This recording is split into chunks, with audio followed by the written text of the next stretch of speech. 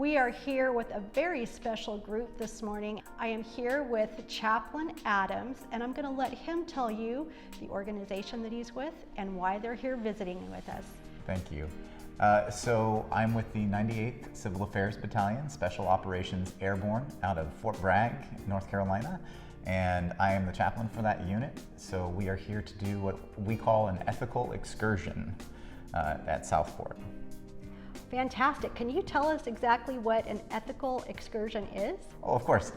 So an ethical excursion is an opportunity for our soldiers to move away from their normal day-to-day life, and rather than sitting in a classroom to teaching them about deontological ethics or situational ethics or all these different things, we bring them to different locations where decisions have been made in history and allow them to interact with that decision and question, was it the right decision? How do I make a better decision if it was a wrong decision, or if it was a right decision, why?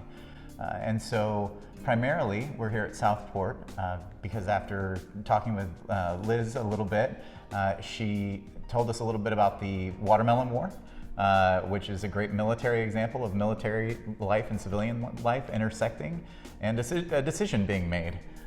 And so we took a look a little bit at that, and it's just a great opportunity to do that in a different location where history kind of comes alive. So Lisa, we were really excited. The chaplain at Fort Bragg contacted us and said that he has been coordinating some what he called ethical excursions, and he would go to places of interest in the local community, and Southport had caught his eye, partially because of the fort that we have here, Fort Johnston, and the longevity for which it's been here, and then the number of churches. And he thought that there might be some history there of coordination between the military and the community, and lessons to be learned about how they got along together. And so we were very excited to be able to share the history of Southport with him.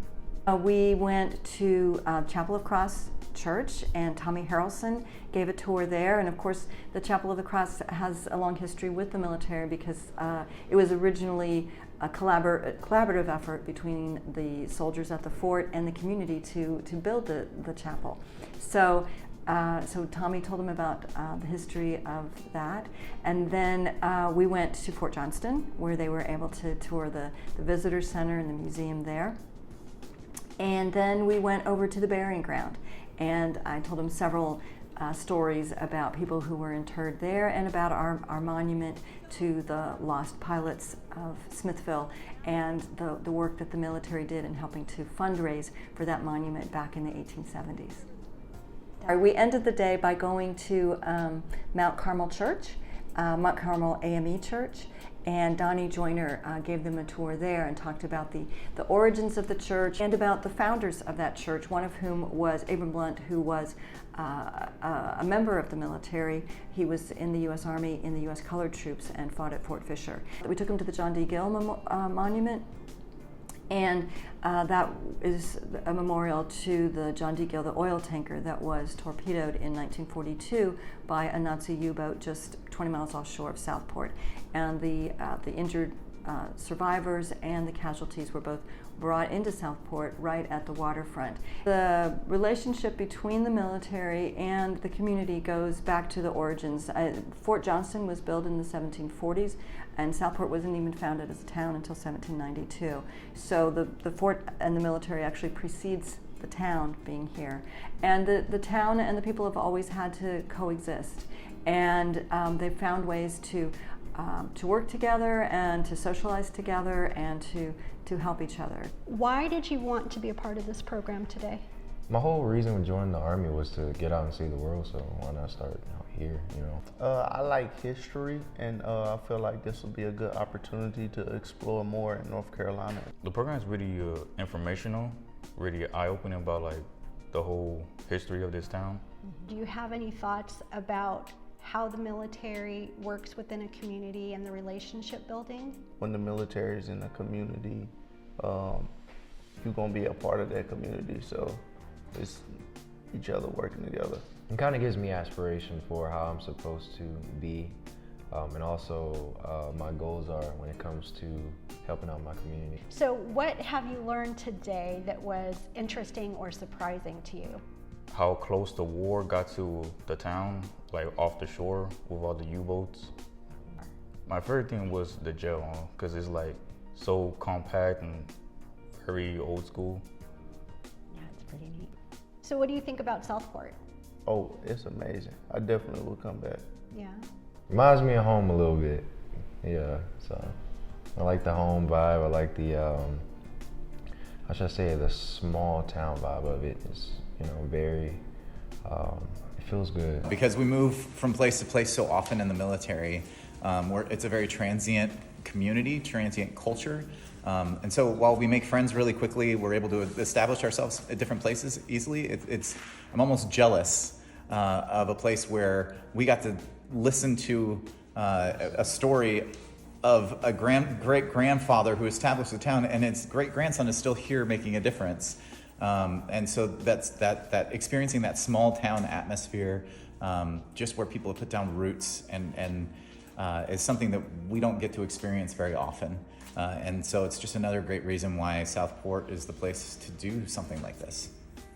So how has the excursion gone so far today? Fantastic. Like, it has exceeded our expectations beyond measure. We came for one story and we got so many more. It was an awesome opportunity for me, not just to talk about ethics, but also for me to be able to introduce, we even talked about suicide prevention today, as we were talking about a soldier who took his life and is buried at the local cemetery, and how that interacts and the resources that our soldiers have today in order to ensure that that doesn't happen. We were able to take a look at the jailhouse. We were able to talk about how the church, the Episcopalian church here in town that's built by soldiers at the commander's request, is such an awesome opportunity for me to then intersect our soldiers' faith and spirituality and the importance of that across history, and that is something that we can talk about in the military. That is something we can talk about and embrace as a holistic soldier, not just a physical person. So it's exceeded all my expectations. It's phenomenal that you are leading this group here, that you've come here to Southport, certainly, but that this program even exists. Again, thank you, Chaplain, and I hope you have a lot of fun and learn some new stuff this afternoon. Thank you so much. Thank you, Southport. It was fantastic. So Liz, after spending the day with these young men, what was your biggest takeaway? Well, you know, I heard a lot of feedback from them, and that they said that they really enjoyed their visit to Southport and seeing how patriotic it was and everything that's going on. But the one comment that really touched my heart the most was that one of the young men, POC Howell, said, you know, when I tell people about Southport, I'm going to tell them there's a story on every corner.